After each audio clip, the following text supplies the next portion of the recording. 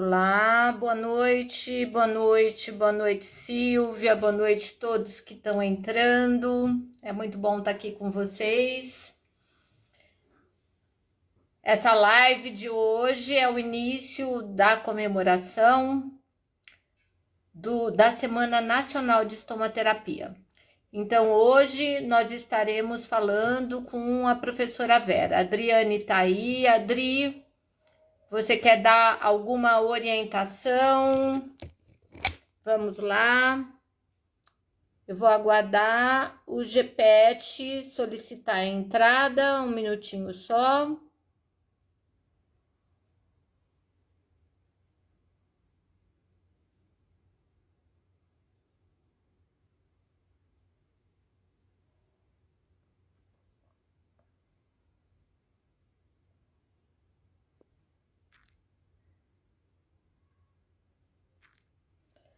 Adriane, o GPET ainda não aparece aqui para ser convidado.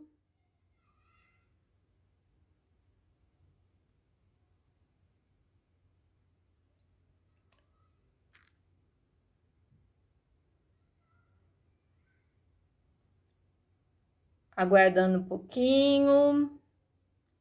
Boa noite, sejam todos muito bem-vindos. Adriane solicitando. Ok. Adri, eu estou aceitando a sua entrada. Você pediu para participar. Boa noite a todos.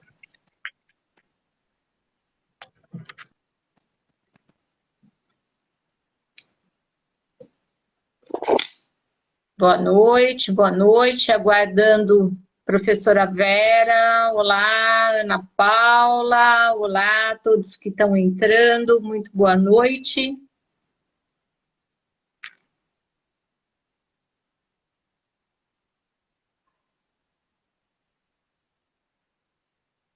Ok.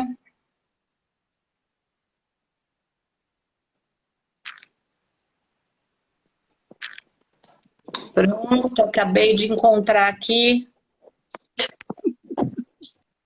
o GPET. Quem está aí? Professora Vera. Sou, deixa eu só ver que eu tô com a câmera ao contrário aqui. Pronto. Meu Deus, acho que é mais sofrido eu entrar do que, meu Deus do céu, do que falar. Para todos nós. Boa noite, como é que tá? Tudo bem, Vera? Tudo bem, Sônia, boa noite.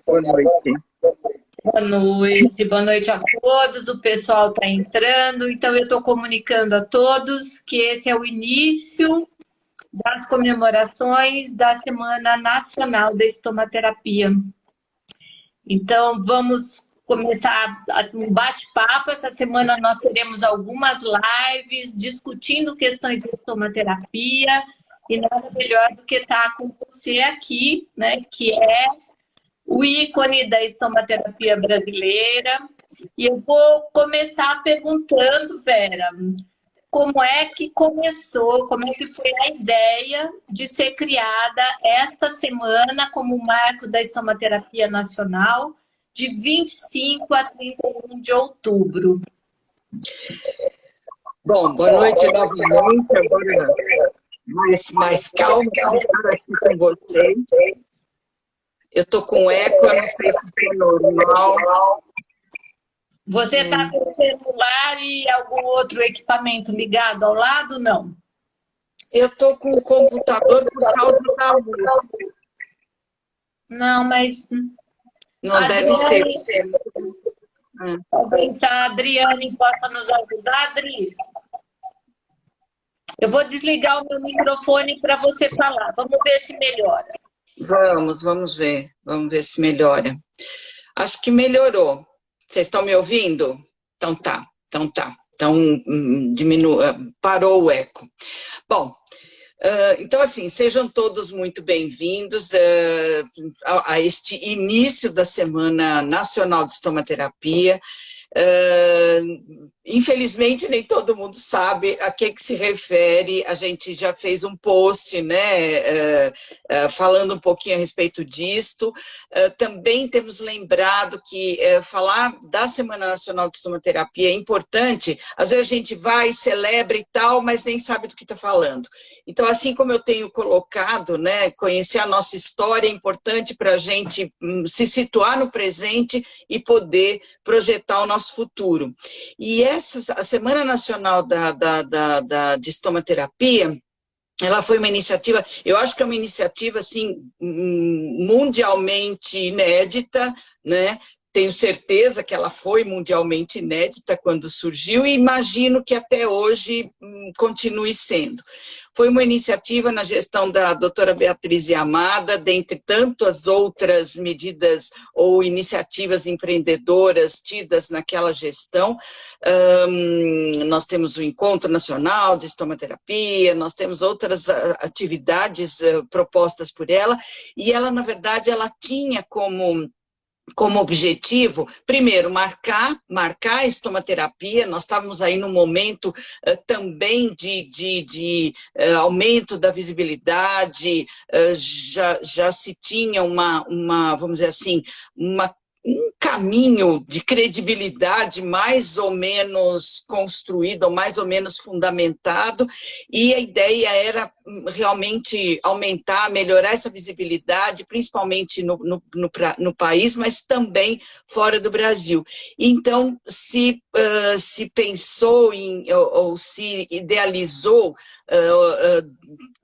a possibilidade de ter duas datas marcantes, e para coincidir com esta última semana, né, de novembro, então se estabeleceu como a data de início a morte da Norma Guil, né? Então, infelizmente, não coincidiu com o nascimento da Norma Guil, e com o meu nascimento, ou seja, a data do meu aniversário, que realmente sempre constituiu uma honra muito grande de poder ser lembrada dentro de um marco que é a Semana Nacional de Estomaterapia. E certamente ela tinha como objetivo realmente congregar não só os congressos bienais, né, os congressos brasileiros, mas também nesse interregno, né, neste intervalo, também possibilitar o desenvolvimento de eventos locais, regionais, outros eventos que pudessem marcar esta semana. Então, assim, é uma honra, né, poder ser homenageado em vida, né? Sempre é muito bom. E mais do que merecido. Afinal de contas, a estomaterapia aqui no Brasil é graças a você. A gente não se cansa de falar isso e agradecer sobre isso, né? Que realmente é uma coisa muito importante. E a Bia fala, né, no post que ela escreveu, que era uma época muito importante para os eventos, porque foi nessa gestão que a gente conseguiu a nossa sede própria, inclusive. Então, muitas coisas, né, aconteceram, e essa semana é importante, e a gente tem que comemorar, porque, como você falou, é uma coisa inédita, provavelmente nós só temos aqui no Brasil. E a gente pode até... Eu desconheço, viu, Sônia? Eu que dou uma circulada pelo mundo, eu desconheço outro país onde existe essa celebração. E a gente pode, né, por que não, agora, levar essa ideia para outros lugares, né? Isso é muito importante. Então, eu acho que é uma coisa bem bacana. Bom, mas falando na estomaterapia, alguns assuntos eu acho que merecem ser discutidos aqui, né? Principalmente com relação à formação e educação do estomaterapeuta hoje. A gente sabe que nós tivemos uma mudança muito grande desde quando você trouxe o primeiro curso aqui para o Brasil em 1990, e hoje uma realidade totalmente diferente. Então, eu gostaria que você discutisse um pouco sobre essas questões, sobre como foi e os riscos que nós estamos aí frente à nossa especialidade com relação à formação do estomaterapeuta. Bom, eu vejo que nós temos aí vários desafios, né, dentro da formação do especialista no Brasil. Né? Como você disse, Sônia, acho que a gente avançou muito, nós temos aí mais de 30 cursos, ou em vários níveis de possibilidades, ou de classificações, ou de classes, ou de categorias, desde aqueles acreditados, aqueles em reacreditação, aqueles em acreditação, aqueles que estão acreditados, mas não estão oferecendo mais turmas. Então, nós temos, assim, vários cursos no Brasil. Nós nunca imaginamos, né, lá em 1989, quando eu fiz o curso lá na Universidade Complutense de Madrid, e quando voltei com essa responsabilidade, realmente foi uma responsabilidade, não só porque eu imaginasse isto, mas porque, primeiro, como educadora, eu já trabalhava na universidade e tinha como responsabilidade, sim, prestar meu mestrado e logo montar um primeiro curso, mas nunca pensei nessa dimensão que isso tudo tomaria, né? Eu acho que, primeiro, este paradigma que sempre marcou minha vida, no sentido de nunca fazer reserva de mercado. Isso não existe em ciência, em conhecimento. Se a gente pegasse a nossa invenção, botasse debaixo do braço e fosse se esconder, as coisas não estariam aí. É a mesma coisa com o conhecimento, né? Não existe reserva de mercado quando se trata de conhecimento. Então, essa responsabilidade de montar um curso, a busca sempre foi essa. Lá nos anos 80, lá na metade dos anos 80, quando a gente montou aquele grupo de interesse clínico da ABEM, Maria Ângela, que era minha aluna, quartanista, e eu, quando montamos aquilo, organizamos aquilo, favorecido pelo nosso pano de fundo, nossa associação Mater, que é a Associação Brasileira de Enfermagem, nós tínhamos como meta, em algum momento, montar um curso ou fazer ou avaliar pessoas, etc., que tivesse formação, que tivesse condições do ponto de vista de credenciamento acadêmico para poder montar o curso. Então, essa era a nossa grande aspiração, além de estudar e de dividir aquilo que a gente estava aprendendo. No entanto, isso não era possível se nós mesmas não tivéssemos pessoas formadas. E embora, voltando, né, eu vou me perder um pouco na história para chegar na resposta da sua questão. E quando nós pensamos na primeira estomaterapeuta, enfermeira estomaterapeuta Gelsi Zerbeto, nós temos que pensar que ela trabalhava na indústria, ela trabalhava numa empresa, então trabalhava na Johnson & Johnson, não tenho conflito de interesse nenhum aqui para falar onde ela trabalhava, e na verdade assim, não tinha a menor condição dela, por exemplo, ser responsável por um curso dentro de uma universidade, ainda mais se a gente pensar numa universidade pública ou em alguma universidade pública, por exemplo, como a nossa ou como outra universidade pública qualquer. Então, essa era a nossa aspiração, montar um curso. Quando eu vim com essa responsabilidade, aí numa parceria muito profícua, né, uma parceria muito importante que permanece até hoje, mas que, na verdade, foi bastante efetiva, talvez nos 6, 7 primeiros anos de curso, com o doutor Afonso Henrique da Silva e Souza Júnior, médico proctologista do Hospital das Clínicas, e com todo o apoio da escola, e com todo o apoio lá da professora Angelita Gama, lá, chefe lá do departamento de cirurgia do aparelho digestivo, ou de coloproctologia na época, não me recordo muito bem, mas com todo este apoio nós conseguimos aí montar o primeiro curso. Mas com esta ideia, ou com esta incumbência de disseminar a estomaterapia aí pelo Brasil, a replicação de um modelo que eu fiz e que tinha me oportunizado a ir para fora e não ter que passar um ano, mas passar alguns meses e poder voltar e poder montar o curso, poder oferecer esse curso posteriormente, isso foi um modelo que, na verdade, a gente sempre utilizou. Nos 25 anos que a gente deu o curso na escola, com as 20 turmas que nós formamos, nós, na verdade, sempre usamos este modelo condensado, né, no sentido de favorecer exatamente, de oportunizar que outras pessoas pudessem vir a São Paulo e pudessem, num tempo mais curto, ter essa educação, claro, num processo de imersão, num processo de aprendizado profundo e contínuo, mas com esta oportunidade. E vários dos primeiros coordenadores de cursos, ou mesmo até hoje, vários dos coordenadores acabaram fazendo o curso lá na escola. Quando a gente pensa em desafio, talvez um primeiro desafio seja a questão da qualidade. Então, apesar de nós temos aí o Conselho Mundial de Estomaterapeutas, o WCT, que normatiza a formação de estomaterapeuta no mundo.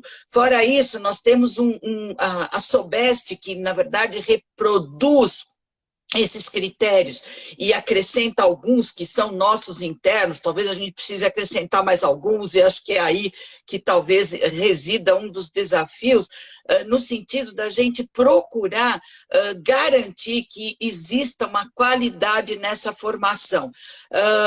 Eu tenho certeza que a visita local, a visita que se faz com entrevista dos estudantes, dos supervisores, dos coordenadores, da instituição que alberga este curso, ou que chancela esse curso,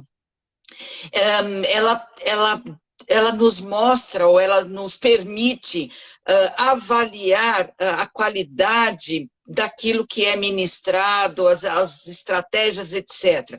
Mas nós temos uma outra forma de vamos dizer assim, de procurar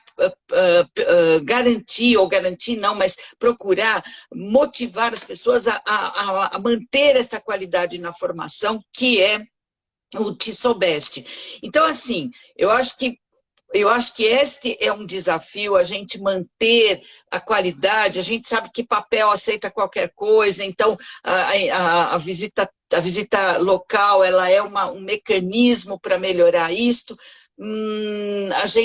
Mas nós temos outros desafios aí, quer dizer, a manutenção dessa qualidade me preocupa sempre, e isso eu vou expressar. Eu sei que é complicado para você manter um curso, você às vezes reduzir o número de alunos, mas nós temos cursos com 25, com 30 alunos, isto eu já manifestei várias vezes a minha preocupação. Ou ter 2 turmas ao ano, quer dizer, em locais onde você tem uma demanda de cursos muito grande. O que significa isto? Significa redução de oportunidade de campos organizados para a formação prática, clínica desses estudantes. Então, quando você vê, por exemplo, São Paulo, na cidade de São Paulo, onde nós perdi um pouco a conta, talvez você saiba me dizer melhor, Sônia, mas quando nós vemos em São Paulo 5, 6 cursos de estomaterapia, como nós garantimos que este estudante possa ter uma diversidade de experiências em serviços organizados? Primeiro, que o número de serviços organizados não é grande, e segundo, que esta diversidade nem sempre é oferecida. Não basta você ter um curso num local, seja organizado por um instituto de ensino dentro de um hospital, seja numa universidade ligada a um hospital-escola, por exemplo. Não basta oferecer como experiência somente a experiência local, no sentido daquele hospital onde você desenvolve o curso, ou onde você tem parceria direta por ser um hospital escola. Então, por exemplo, essa questão é muito importante. Quanto maior o número de estudantes, maior a dificuldade de obtenção de campo. Um outro aspecto importante, embora não seja o foco da formação em estomaterapia especializada não seja o desenvolvimento de um trabalho científico, de um trabalho acadêmico, científico, um trabalho de pesquisa, etc., mas esta tem sido uma marca dos nossos cursos de especialização, ou pelo menos se buscando esta marca nos cursos de especialização. Então, a dificuldade quanto ao número de orientadores. Nós não temos também um número, ainda, infelizmente, um número muito grande de mestres doutores, ou mesmo tendo, nem sempre existe esta parceria com a universidade, por exemplo, no sentido de cooperação, de parceria para a orientação desses trabalhos. Então, nós vemos nem sempre pessoas, pelo menos com o mestrado completo, pelo menos com o mestrado concluído, para se poder pensar, por exemplo, pensar, por exemplo, na supervisão de um trabalho científico. E embora esses TCEs sejam como uma exigência, quando é feita a exigência, sejam individuais, também num mestrado e doutorado são formações sensu estrito, são formações individuais, são tese e dissertação e tese, são trabalhos individuais. Um TCE, um TCR de uma residência, isto não caracteriza um trabalho individual. Então, ele caracterizaria muito mais, às vezes, até uma iniciação científica. Então, ele deve ser feito em grupo. E uma coisa que a gente acaba conversando só com os coordenadores de cursos, a possibilidade da gente desenvolver estudos multicêntricos com aqueles cursos que estão sendo realizados ao mesmo tempo. Então, cursos em vários locais do país, é impossível que com 32 cursos nós não tenhamos cursos coincidentes. Então, a importância de se fazerem, ou da gente poder propor ou realizar estudos multicêntricos, onde, por exemplo, uma epidemiologia de uma lesão, mesmo que seja, por exemplo, uma dermatite peristoma, nós não temos tantos trabalhos assim, por que não fazer estudos multicêntricos, onde a gente possa utilizar projetos comuns, com a mesma metodologia, com orientação, claro, de pessoas competentes, de pessoas qualificadas, que possam desenvolver esses trabalhos. Eu me lembro de falar isso há muitos anos, talvez há mais de 10 anos, e essas coisas não acontecem, então a gente acaba não produzindo trabalhos robustos que possam ser aí, que possam de fato caracterizar ou prover novas evidências aí para a estomaterapia, mesmo que seja para a estomaterapia nacional. Então, acho que isto são alguns desafios, a questão da qualidade, a questão da proliferação de cursos, a questão da manutenção dessa qualidade, o desenvolvimento de bons trabalhos, e claro, acho que a gente vai falar daqui a pouquinho, e claro, você tem um impacto na prática clínica, mudando essa prática clínica, mas favorecido por um plano de carreira ou favorecido por uma gerência, por um gestor que, de fato, com o qual, de fato, exista, ou com cuja instituição exista, de fato, um vínculo de valorização, né? E acho que isso são algumas coisas. Eu acho que são algumas coisas, teríamos muito mais, na verdade, para a gente... eu não sei se aqui entra também, Sônia, a gente tinha pensado alguma coisa, por exemplo, no curso 100% EAD. Quer dizer, outro problema. Isso que eu ia te perguntar agora. É isso que eu ia te perguntar agora, porque assim, a gente sabe, Vera, que você esteve à frente, né, como chairperson lá do Comitê de Educação do WCT, do nosso Conselho Mundial. Obviamente, você conhece a realidade de muitos países com relação à estomaterapia. nós sabemos, pela parceria que a gente tem com o Conley, né, que os países latino-americanos, a especialização da enfermagem, alguns deles não existe essa especialização para o enfermeiro nesses países. E eu queria que você falasse um pouco dessa realidade mundial, da sua experiência no WCT, e assim, o grande problema que nós vivemos no nosso país, que o nosso Ministério de Educação e Cultura permite tudo e qualquer coisa, sem nenhuma obrigatoriedade, por exemplo, do processo de acreditação dos cursos.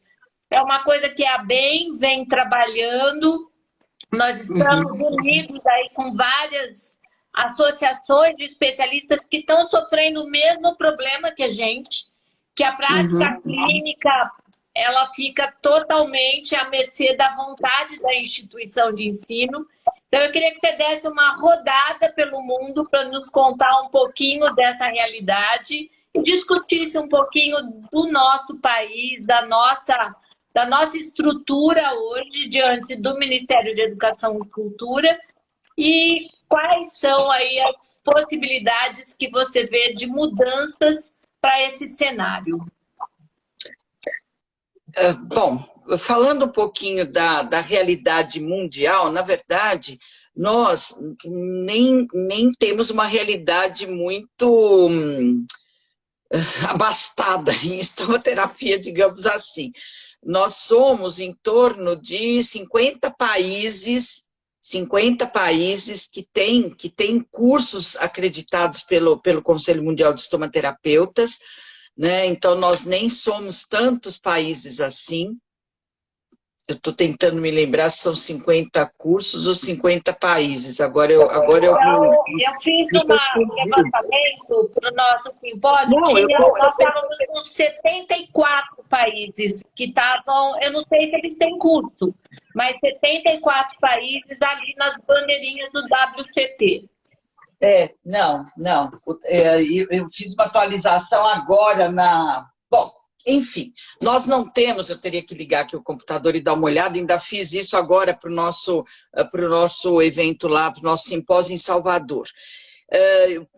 De qualquer maneira, assim, nós nem somos muitos países que têm cursos acreditados. Nós temos, eu acho que nós somos 19 países, se eu não me engano, que tem cursos acreditados pelo WCT aí pelo mundo. O grande problema é que nós temos em torno de 50 cursos, por quê? Porque a China tem em torno de uns 13, e nós ali, mais do que o dobro aqui no Brasil. Então, nós temos esses dois grandes países que têm um número bastante importante de cursos, né? Então, essa é uma realidade que nós vamos ver que se espalha aí pelo mundo. No entanto, nós temos... eu não saberia dizer quantos estomaterapeutas, acho que nem o WCT tem esse número de estomaterapeutas pelo mundo. Por quê? Porque nós temos essa possibilidade de que pessoas de outros países migrem, né, para fazer os cursos em países como, por exemplo, Estados Unidos, a Europa. Nós temos cursos aí de estomaterapia na França, na Bélgica, em vários países, na Inglaterra. Então, nós temos em vários países onde nós temos estes cursos, não necessariamente cursos plenos, embora os cursos plenos, ou seja, que tem as 3 áreas, estomias, feridas e incontinências, são a grande maioria. Nós não temos nem 10 cursos que não, destes 50 e pouquinhos, nós não temos nem 10 cursos que são outros tipos de cursos. Acho que nós temos uns 8 cursos que são ou só estomia ou estomia e feridas. Nós não temos nenhum com estomia e incontinência, porque é óbvio, se o curso é de estomaterapia, tem que ter pelo menos o módulo de estomias, né? Então, assim, para dizer para vocês que muitas pessoas fazem cursos em outros países. Nós mesmos aqui no Brasil, lá no início dos anos 90, nós tivemos várias pessoas, várias colegas que fizeram o curso fora. A própria Gelsia, obviamente, como ela primeira enfermeira estomaterapeuta, fez um curso em Houston, nos Estados Unidos, quando a especialidade, no mesmo ano em que a especialidade foi estabelecida como especialidade de enfermagem em 1980. Então, nós temos pessoas que fazem. Além disso, nós temos alguns bons cursos EAD. Mas vamos entender, nós temos, obviamente, estes cursos EAD, nós temos um curso muito bom no Canadá, já há muitos anos, ele foi um dos primeiros, Sociedade Canadense foi uma das primeiras a ter este curso EAD, obviamente a parte teórica EAD, mas EAD, quer dizer, não virtual, não aulas virtuais ou aulas remotas, mas sim curso de educação à distância, ou seja, com chat, com tutoria, com aulas gravadas ou com avaliações periódicas, etc. E aí a parte prática, atendendo aos requisitos, porque é um curso credenciado, acreditado pelo WCT, então a parte prática correspondente à metade do conteúdo da carga horária total do curso. Ou seja, nós temos toda a parte prática, que obviamente é presencial, obviamente, né? Além do Canadá, nós temos alguns, 1 ou 2, os Estados Unidos tem poucos cursos, me parece que são 6 cursos nos Estados Unidos, e 1 ou 2 são EAD. Fora esses, nós tínhamos um curso muito bom também na Austrália, mas este não é mais na modalidade EAD. Durante a minha gestão, eu fiquei 4 anos como diretora do Comitê de Educação do WCT, durante a minha gestão, nós começamos a elaborar os critérios para a acreditação dos cursos EAD, né? Por quê? Porque nós tínhamos, e a tendência poderia ser também de cursos aí EAD pelo mundo. No entanto, isso é muito importante a gente marcar. Se vocês disserem que eu falei de curso EAD 100%, vocês estarão mentindo, porque eu não estou falando isso. Estou dizendo que, obviamente, a parte EAD, a parte teórica toda é EAD e a parte prática presencial. Ela é uma alternativa interessante, tanto que durante a minha gestão também, mas primeiro período, nos 2 primeiros anos, ainda sob a presidência da Louise Forest Lalande, presidência do WCT, nós conseguimos um convênio entre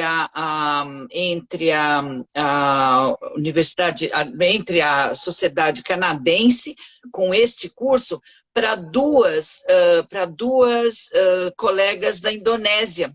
Então, elas fizeram toda a parte EAD, teórica EAD, e a parte prática elas acabaram fazendo na Malásia, mas depois de um credenciamento da estomaterapeuta malásia, né, que iria supervisionar a prática dessas colegas, né, que é a Mariam Morhad.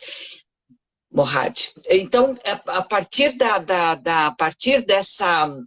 desse convênio, elas não precisaram viajar até os Estados Unidos ou Canadá para fazer o seu curso. Claro, eu estou lendo aqui, né? Eu estou lendo aqui que a parte prática, claro que 100% presencial. É isso mesmo, não sei quem que está colocando, que seria muito interessante que se fizesse, de fato, mesmo no Brasil, um curso nessa modalidade. A UNB começou, quando organizou um primeiro curso, há muitos anos atrás, por ser uma universidade que tem elevada expertise em EAD, tradicional no Brasil, a UNB começou, né, sob a coordenação da professora Ivone Camada e também, depois, posteriormente, da Ana Costa. A partir daí, mas ele não foi acreditado pela SOBEST como um curso com a parte teórica EAD, porque, obviamente, nós precisamos, e isso o WCT tem, nós precisamos de critérios aí de acreditação para um curso que funcione desta maneira. Para a América Latina, quando você diz que não existem muitos cursos, Sônia, não existe curso algum neste momento. Nós chegamos a ter um curso de estomaterapia, um REP, né? Um curso parcial, um curso que envolvia estomia e feridas na Universidade Pan-Americana do México, e também tivemos um curso no Chile, este pleno, com as 3 áreas, coordenado pela nossa amiga e a minha atual doutoranda, Heidi Hevia, lá do Chile. No entanto, nenhum dos dois se recredenciou, se reacreditou junto ao WCT, nenhum dos dois. Além disso, nós temos até um curso na Colômbia, um curso na Universidade de Cali. No entanto, este curso nunca se credenciou junto ao WCT, nunca se submeteu a uma acreditação pelo WCT. Fora isso, nós temos o curso de mestrado profissional, conduzido pela professora Sandra Guerreiro, na Universidade Nacional da Colômbia, mas que não educa especialistas, educa mestres em estomaterapia. Então, nós também temos que respeitar essas questões. Eu lembro que a gente chegou a receber uma proposta de um curso de mestrado profissional também japonês e chegou para o WCT. E eu lembro que na época foi uma discussão interessante, mas o que se forma em mestrado, mesmo profissional, são mestres, né? Não são, mesmo com essa verticalização da prática, né? Mas não seria, não é a mesma coisa, né? Não é a formação do especialista. Eu sei que também existem cursos aí de aprimoramento estomaterapia. O IANSP aqui em São Paulo, por exemplo, tem um curso de aprimoramento, que tem uma carga um pouco menor, uma carga horária um pouco menor, e que é basicamente prática.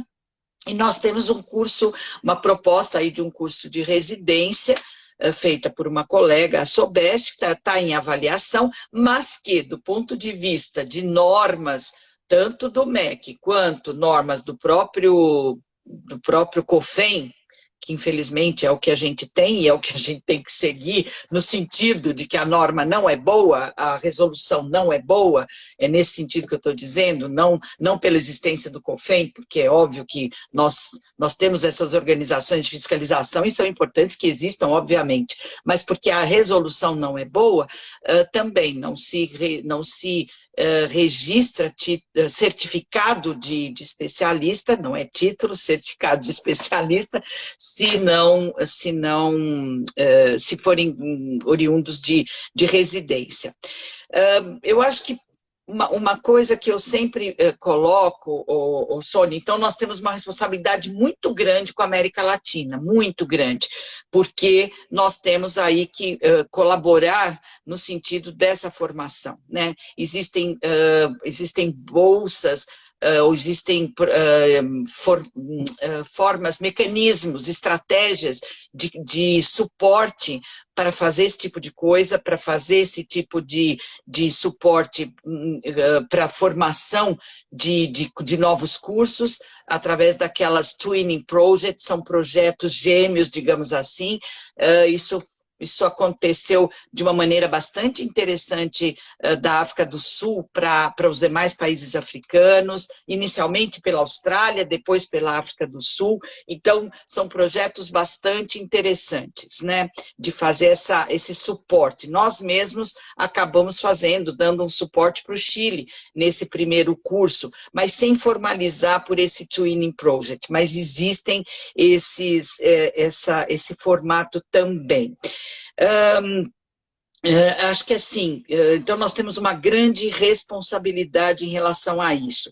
Quanto à questão da formação do enfermeiro, do especialista 100% EAD, eu sei que do enfermeiro nós estamos aí tendo consulta pública, acho que nós temos as nossas organizações de classe, a BEM, o próprio COREM em São Paulo, pelo menos, enfim, o COFEM também tem feito um esforço no sentido de, e outras organizações da saúde, outras associações de classe das áreas em saúde nesse país, tentando fazer este governo federal, este Ministério da Educação, que já não funciona, e enfim, e funciona menos ainda quando admite um absurdo desse. Imagine isso para uma formação em graduação. Para um especialista como o nosso, enfermagem, estomaterapia, enfermagem, em dermatologia e tantas outras especialidades que nós dispomos aqui de enfermagem no Brasil, somos mais de 30 especialidades de enfermagem, certamente a educação EAD não funciona. Eu acho, Sônia, que nós temos que continuar fazendo o nosso. O que é o nosso? Tendo critérios que, inclusive, estão servindo de base para a própria Sociesp, que é esse congregado de associações de especialistas em enfermagem, às vezes até basearem os seus critérios aí de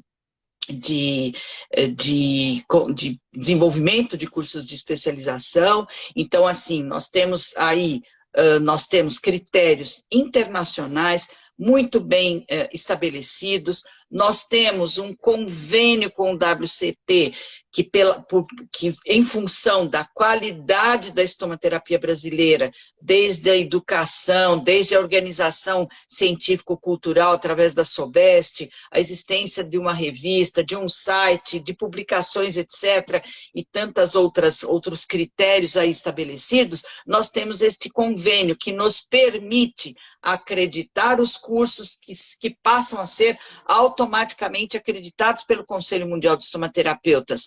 Ponto.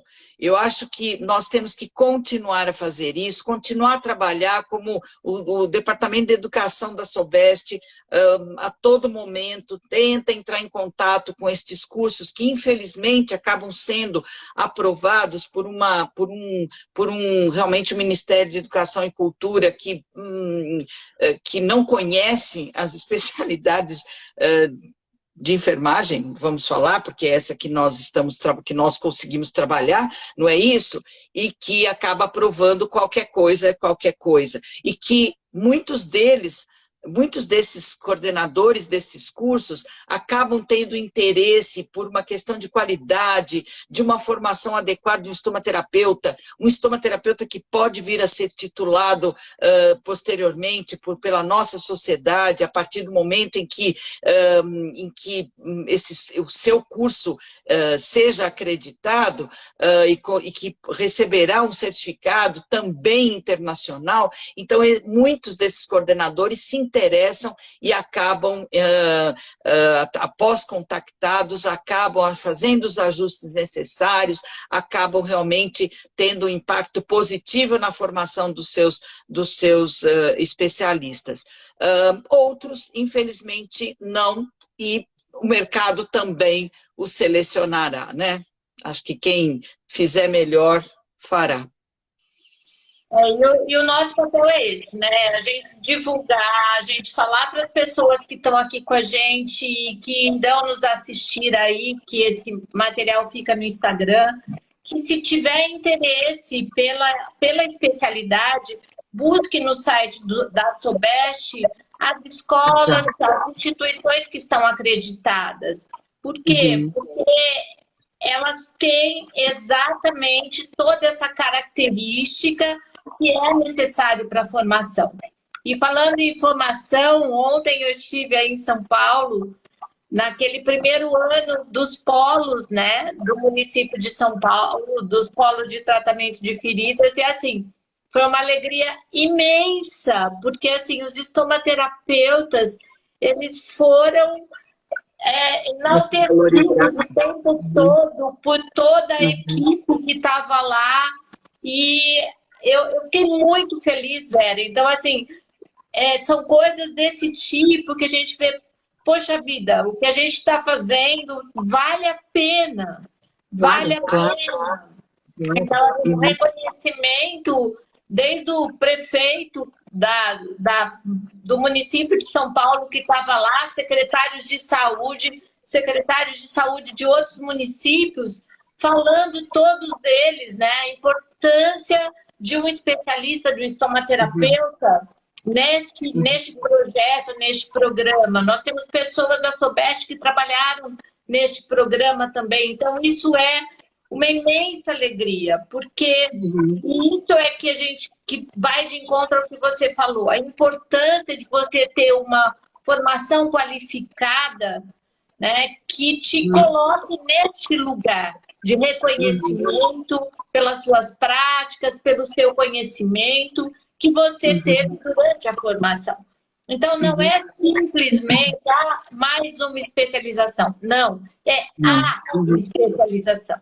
É a especialização. Se eu quiser ser estomaterapeuta, é isto que eu esperei, né? É a especialização. É muito importante. A gente acaba esbarrando em algumas coisas que os colegas perguntam muitas vezes, né? O que a gente pode fazer para o nosso quadro de carreira, para o pagamento de atividades do estomaterapeuta, né? E eu queria que você comentasse um pouquinho também sobre isso. Eu acho que parabenizar, né, primeiro, né, Sônia, acho que parabenizar todo esse pessoal da estomaterapia, ligado à Sobest, sim, o pessoal da Sobend, então da enfermagem dermatológica, ligado à Sobend, sim, então sociedades que são muito sérias e que fazem da educação o seu paradigma, né, para as boas práticas, para as melhores práticas, para as práticas baseadas em evidências, então trabalham com cursos também, com critérios de excelência no seu desenvolvimento e dentro daquilo que se consegue trabalhar, que se consegue fazer. Então, parabéns para quem teve iniciativa. Esta não foi a primeira iniciativa, é bom que a gente também coloque isto. A primeira iniciativa foi anterior aos anos 2000 aí, durante muitos anos, um pessoal também da Sobest, da Sobend, trabalhou ativamente no programa anterior de prevenção e tratamento de feridas, que infelizmente, de acordo com uma prática terrível que acontece no Brasil, uma prática governamental terrível, que passa governo que está funcionando não é mantido, para que as pessoas deem, para que os novos governantes deem a sua cara, o seu nome, e no final das contas esse programa foi simplesmente abandonado depois de ter tido bastante sucesso. E agora conseguiu voltar e conseguiu voltar aí também, enfim, de uma maneira que as colegas acabaram buscando novamente o apoio das sociedades, o apoio das universidades, Unifesp, USP e tantas outras, algumas privadas também, ABC, etc., no sentido de realmente dar um apoio para um programa de boa qualidade, que ainda tem muito que ser trabalhado, tem muita coisa ainda para ser revista, né? No entanto, um programa que tem aí um potencial incrível. Então, parabéns, são 11 polos aí com estomaterapeuta aí na linha de frente, então parabéns, parabéns para vocês realmente por fazer esse trabalho que faz a diferença na vida das pessoas, né? Que faz diferença na vida da sociedade. Então é disso que nós precisamos, é este impacto que nós queremos. O reconhecimento é importante, tudo isso é importante. A Sobesp é importante, a estomaterapia, especialidade que eu sempre, enfim, a especialidade, quando você pensa em fazer, aquela que eu quero ser, a estomaterapeuta que eu quero ser, mas, na verdade, para fazer a mudança na sociedade. Quadro de carreira, ou plano de carreira, né, Sônia? Eu acho que a gente falar em plano de carreira para um piso salarial da enfermagem que foi tão mutilado e que sequer foi aprovado ainda, de fato, né? Porque a fonte de recurso ainda não foi, quer dizer, ele foi aprovado, do meu ponto de vista, também como uma medida politiqueira, infelizmente, porque tem que se prover, sim, a fonte de custeio dessas pessoas, e com muita justiça, a gente precisa disso. Então, num país onde a gente ainda tem que falar em piso salarial do enfermeiro, em piso salarial da enfermagem, como pensar num plano de carreira, né? Então, assim, a gente tem, sim, alguns exemplos, principalmente em hospitais privados, talvez alguns hospitais públicos, a gente tem alguns que reproduzem ou que projetam, que promovem a carreira dos seus especialistas ou dos seus enfermeiros a partir do momento que possuem um título de mestre, de doutor ou de especialista, né? Mas infelizmente esta não é a realidade, né? Um país onde a gente tem muita dificuldade, inclusive, de montar um serviço de estomaterapia, né? Onde nós tenhamos, de fato, o especialista trabalhando naquilo para o qual ele foi formado, né? Então, é difícil a gente falar em plano de carreira, mas a gente nunca pode desistir. O meu lema sempre foi esse, sempre será esse, né? A gente nunca pode desistir, a gente nunca pode aceitar o não, a gente tem que sempre ir atrás dos sims. E aí, a partir de várias estratégias. Então, em primeiro lugar, eu acho que assim, isso sempre foi uma dica que a gente dava para os próprios colegas quando faziam curso de estomaterapia, né? Então, assim, ao voltar para o seu serviço, monte um relatório de tudo aquilo que você se desenvolveu e desenvolveu no curso de especialização e já desenvolva um projeto que pode começar simplesmente como uma educação em serviço, pode começar com uma replicação, um compartilhamento desse conhecimento adquirido. Isto pode ser o seu primeiro passo.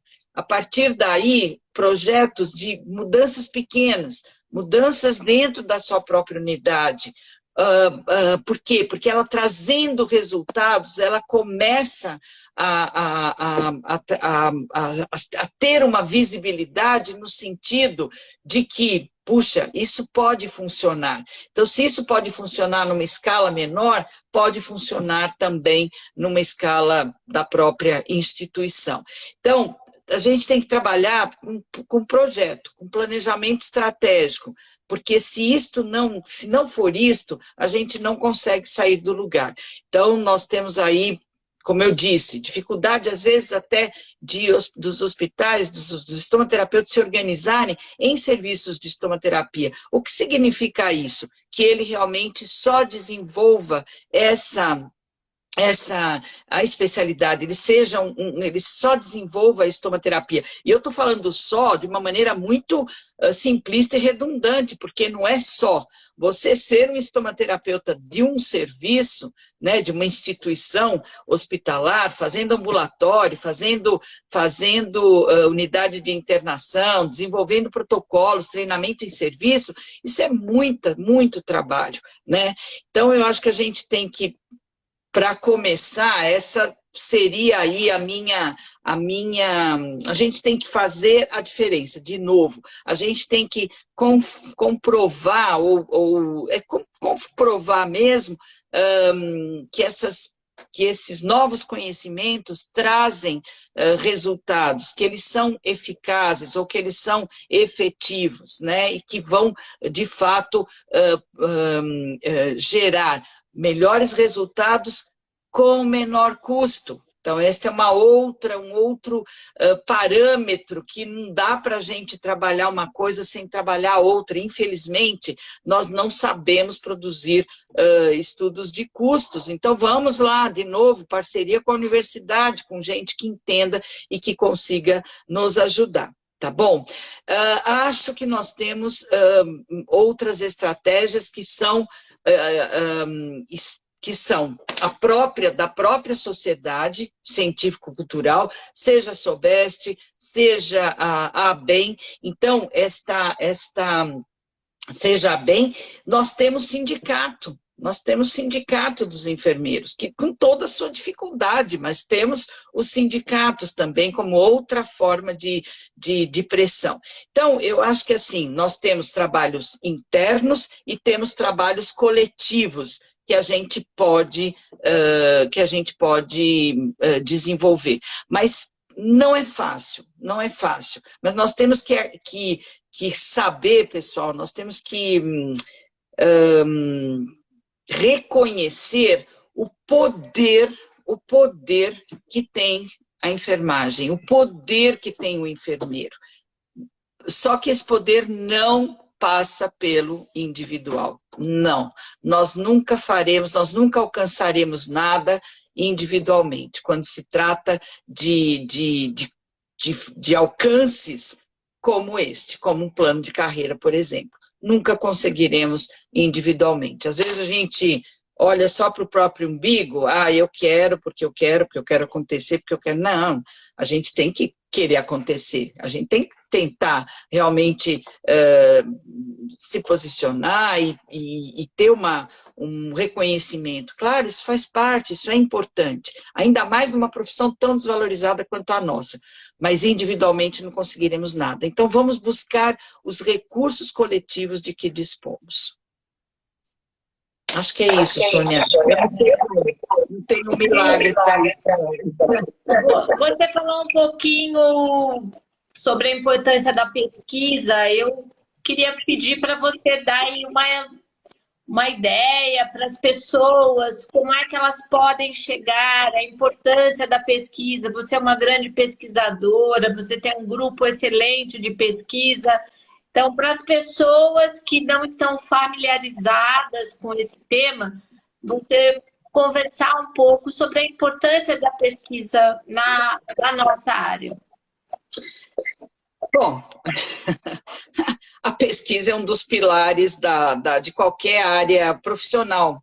Ela é um dos pilares de qualquer área profissional, né? Nós temos aí o consumo de pesquisas, então, desenvolvidas por outros pesquisadores, né? Então, nós temos que saber consumir essa pesquisa. E quando eu falo consumir, não é só acessar, é também analisar criticamente. Então, isso é importante. Nem todas as pesquisas são boas, nem todas as pesquisas são de boa qualidade científica. Então, a gente precisa, de fato, tá muito escuro? Não vou nem esquentar. Não, tá bom, então tá bom.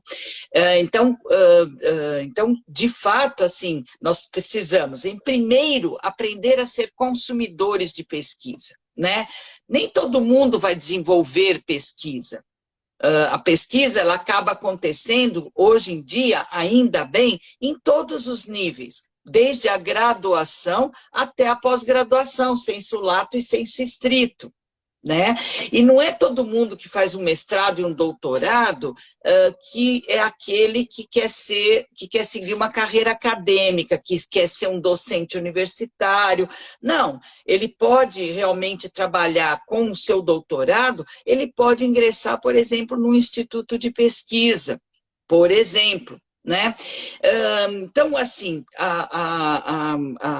nenhuma profissão sobrevive sem a pesquisa, nenhuma nação sobrevive sem a pesquisa.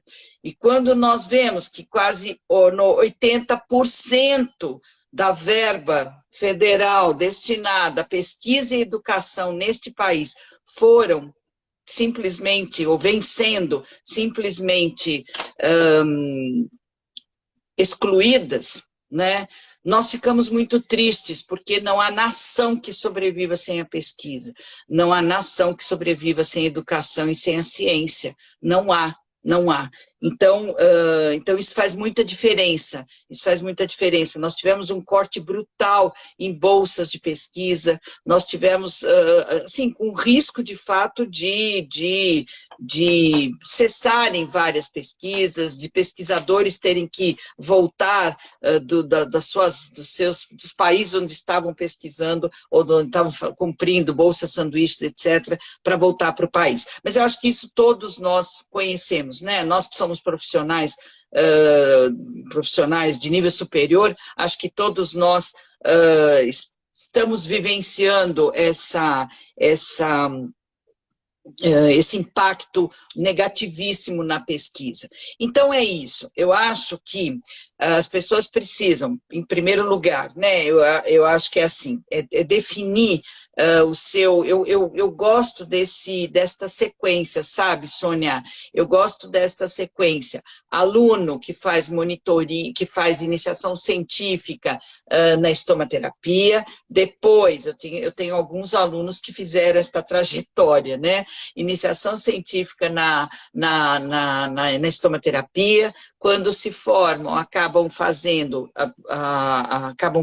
a especialidade, então o curso de especialização em estomaterapia, onde nós vamos acabar desenvolvendo, principalmente em grupo, né, é o razoável que seja em grupo, pesquisas de revisões bibliográficas ou sistemáticas ou não, revisões de literatura sistemáticas ou não, ou vamos fazer trabalhar com bancos de dados. Isso é uma coisa bastante interessante também na especialização, e muitas vezes no próprio mestrado, nós podemos trabalhar em bancos de dados de estudos de mestrado ou de doutorado. Hoje em dia a gente fala nos Big Data, né? Nós falamos nos bancos de dados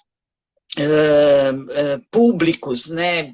Ainda a gente está na área da enfermagem, eu acho que a gente está ainda muito incipiente nisso, então são bancos onde a gente pode trabalhar com os dados destes bancos públicos, inclusive alimentar estes bancos de dados, desde que os trabalhos sejam coletados, enfim, feitos utilizando a mesma metodologia. Por exemplo, nós temos o DataSUS, por exemplo, que é um banco de dados imenso. Nós temos vários bancos de dados aí em saúde que têm sido utilizados para várias pesquisas, né, em outras áreas. Então, hoje em dia, nós falamos nisto. Então, que tal nós começarmos a pensar em trabalhos multicêntricos, ainda a gente tenha vários dados coletados da mesma maneira, a gente possa, de fato, reunir esses dados, ou fazer confrontar dados a partir de ajustes metodológicos, ou ajustes nas próprias análises estatísticas, etc., né? Ainda preciso aprender um pouquinho também sobre esses bancos, essa Big Data, né? Esses bancos coletivos aí de dados. Mas a gente pode pensar nisso dentro da própria estomaterapia, né?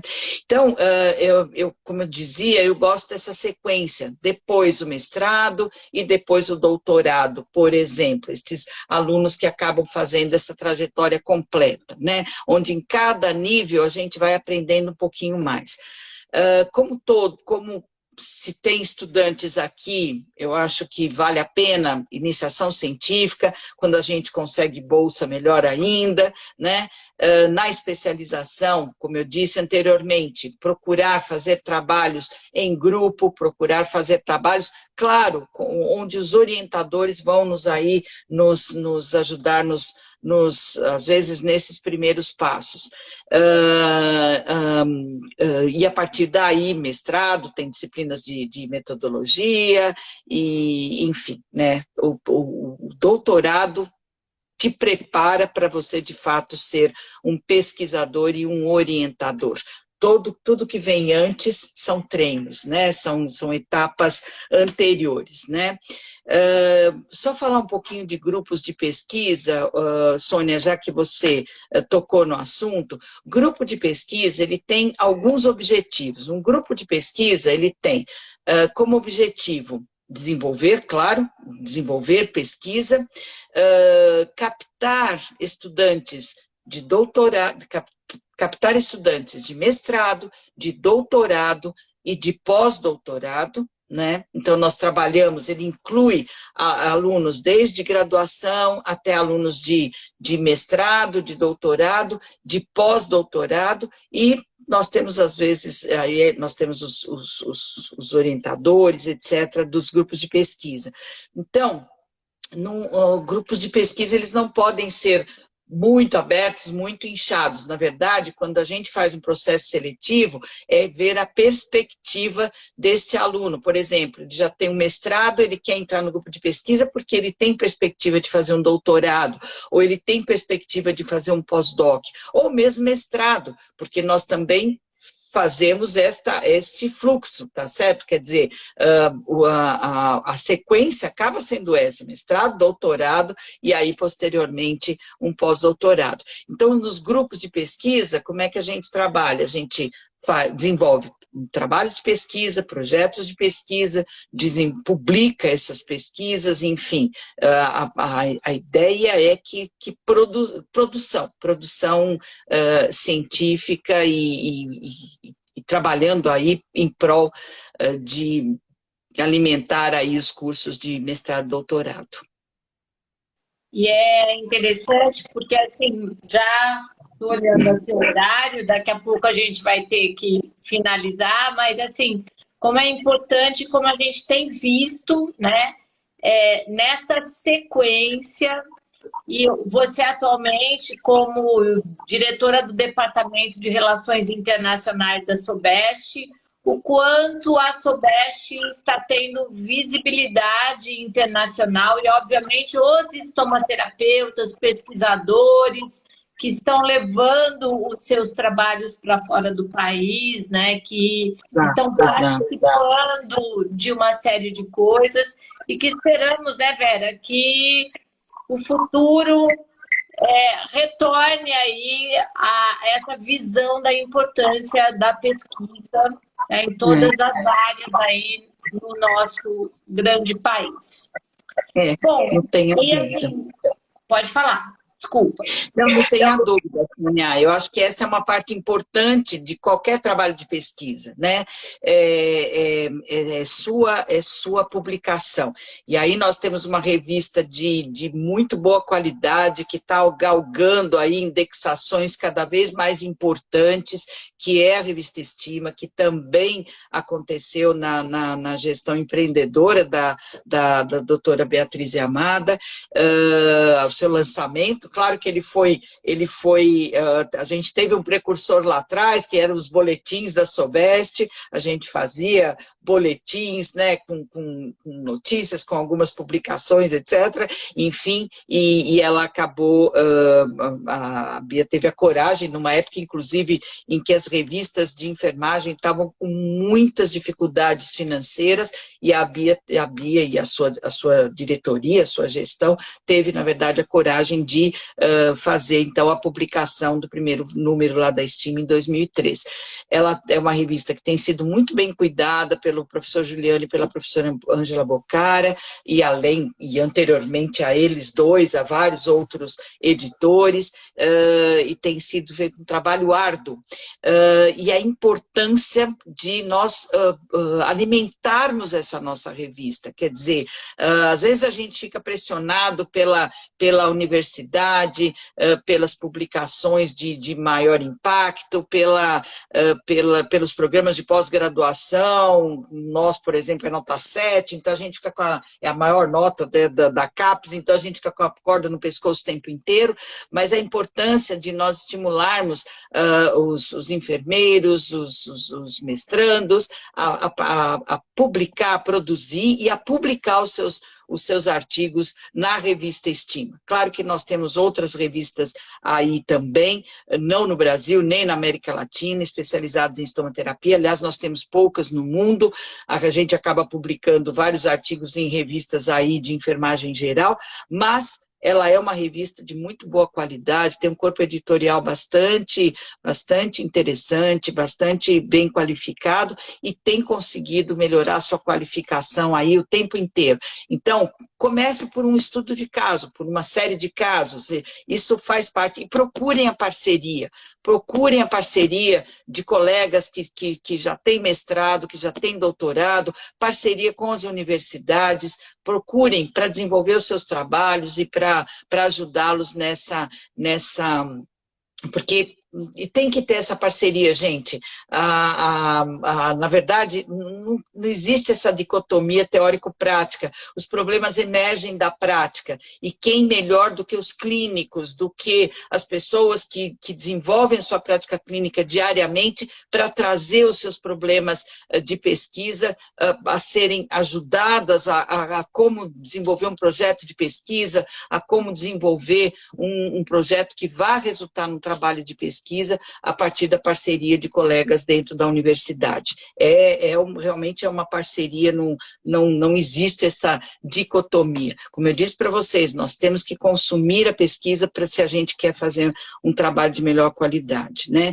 E isso, como disse a Sônia, na verdade, a gente tem realmente tido uma visibilidade muito interessante, temos até por conta dessa parceria da SOBEST com várias organizações internacionais, não só a Confederação Latino-Americana de Feridas, Estomias e Incontinências, que é a CONLEI, mas também com o STAP, que é o Painel Internacional sobre Lesões por Fricção, com a Sociedade Mundial de Sociedades de Feridas, que é a World Union of Wound Healing Societies, de Healing Societies. Então, nós temos várias parcerias com a ICS, estamos retomando esse contato, essa parceria com a Sociedade Internacional de Incontinência.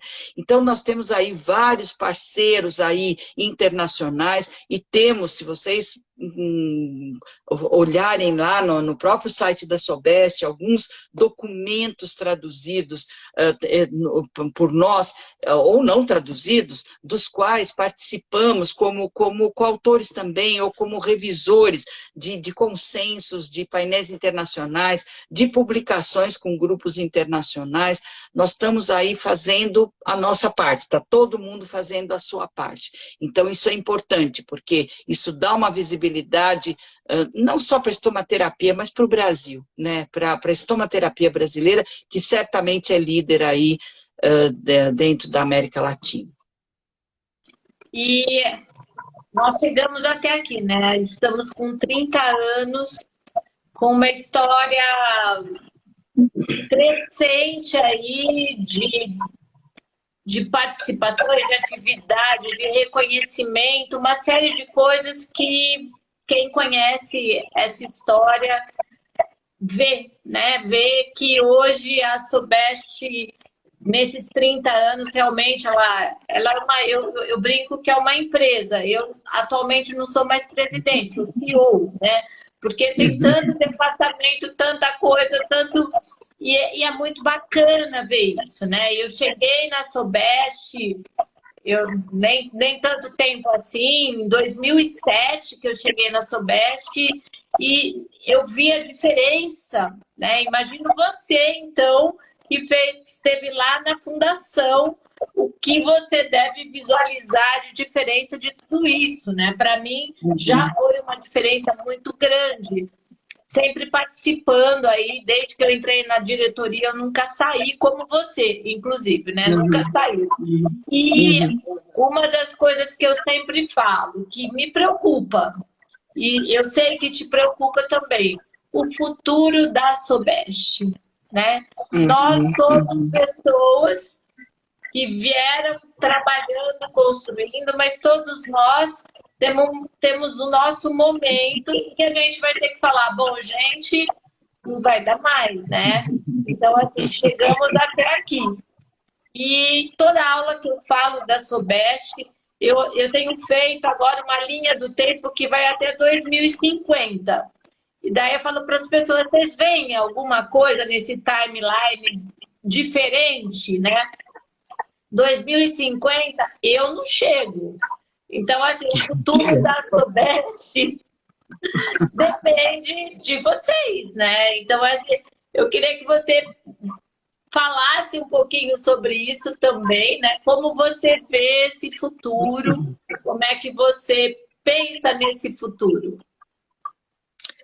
Então, Sônia, de novo, né, já falamos um pouquinho sobre isso também lá no nosso evento. Aliás, vimos falando, né, durante as festividades aí dos 30 anos da Sobest, tanto no Congresso Paulista aqui, quanto lá no Simpósio Norte e Nordeste, e falamos um pouquinho, como é que fala? Abrir uma bola de cristal, né, quer dizer...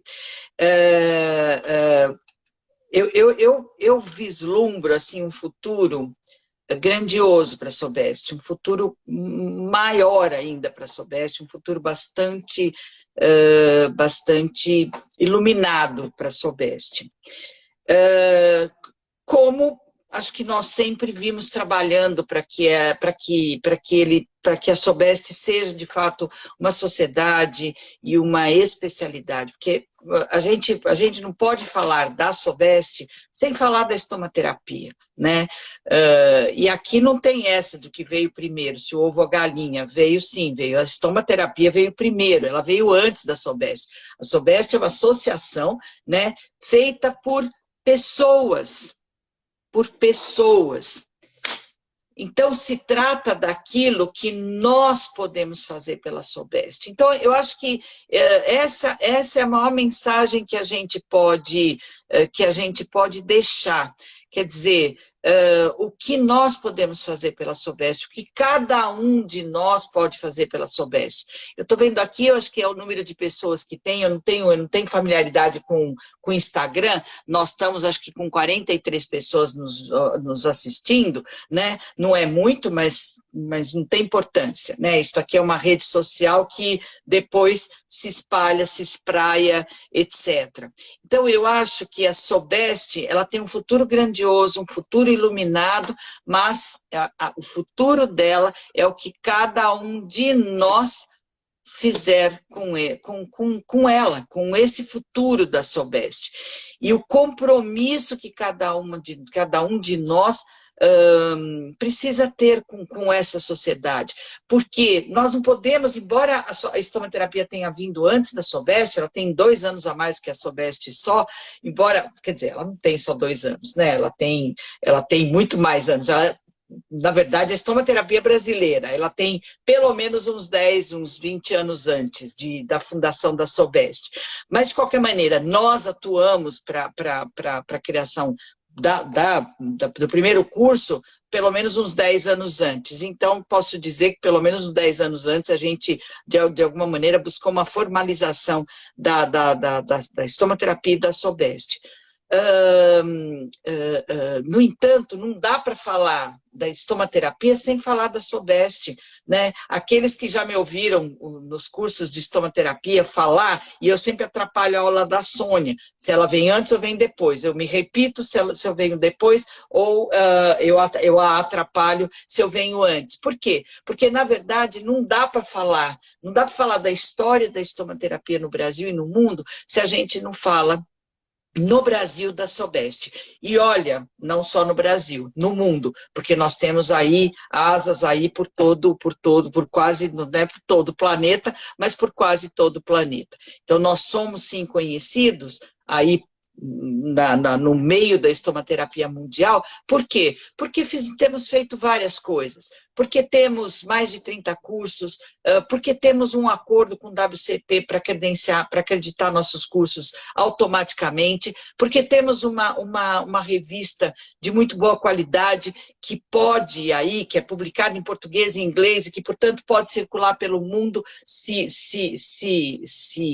quisermos, né, ou futuramente fará parte desse rol aí de revistas que vão passar a ser mais citadas, etc., cujos artigos serão mais citados, etc., porque temos aí publicado, porque temos ganho prêmios internacionais, porque temos parcerias com diversas sociedades internacionais, porque temos procurado contribuir para a pesquisa em estomaterapia aí pelo mundo.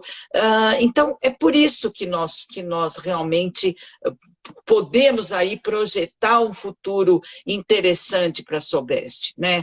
Mas isso partiu, né, aquilo que eu sempre digo, partiu do sonho coletivo de muitas pessoas, continua sendo sonhado coletivamente por várias pessoas, e é isso que a gente espera, que continue sendo sonhado coletivamente por várias pessoas, porque é só dessa maneira que nós vamos aí continuar, é só dessa maneira, é cada um vivendo a especialidade da melhor maneira possível, com a melhor evidência disponível, não é? E colaborando e trabalhando em prol da sociedade, porque as pessoas são finitas, como disse a Sônia, né? E graças a Deus que nós temos tido, de fato, pessoas aí continuando com esse legado. E assim a gente espera que continue, né? Uma especialidade que seja muito científica,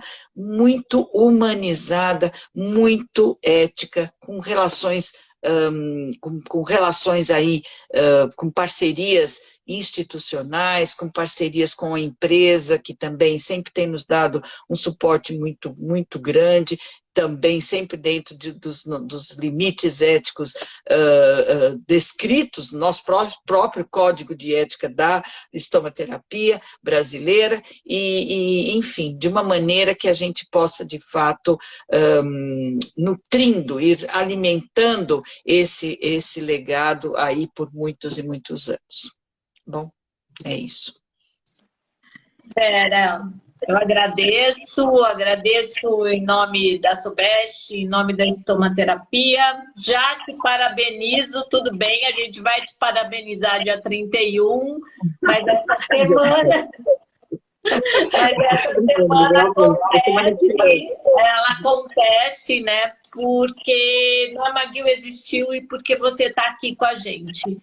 Então, muito obrigada por essa possibilidade aqui desse bate-papo, que inicia, então, a Semana Brasileira de Estomaterapia. E eu já convido as pessoas, então, essa semana nós teremos 3 momentos importantes. Hoje a Vera falando da semana, falando da estomaterapia e de tudo isso aqui que a gente ouviu.